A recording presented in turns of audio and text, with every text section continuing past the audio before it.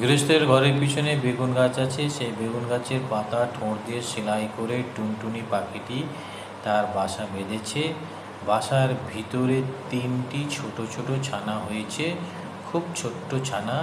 তারা উড়তে পারে না, চোখও মেলতে পারে না, খালি হাঁ করে আর চি চি করে।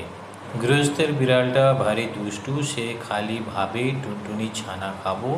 একদিন সে বেগুন গাছের তলায় এসে বললে, কি করছিস লা টুনটুনি? টুনটুনি তার মাথা হেঁট করে বেগুন গাছের ডালে ঠেকিয়ে বললে, প্রণাম হয় মহারানী।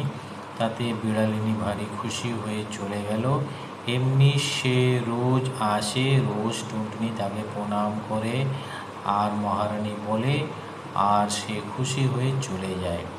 এখন টুনটুনি ছানাগুলি বড় হয়েছে, তাদের সুন্দর পাখা হয়েছে, তারা আর চোখ বুজে থাকে না।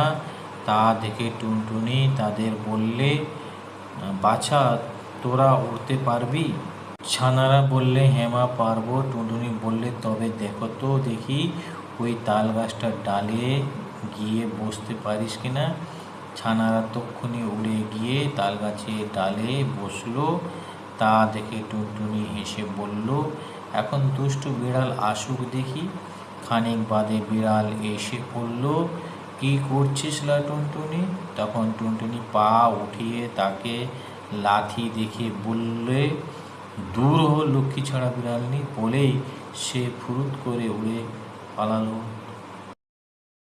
দুষ্টু বিড়াল দাঁত খিঁচিয়ে লাফিয়ে গাছে উঠে টুনটুনিকেও ধরতে পারল না, ছানাও খেতে পেল না, খালি বেগুন কাটার খোঁচা খেয়ে নাকাল হয়ে ঘরে ফিরল।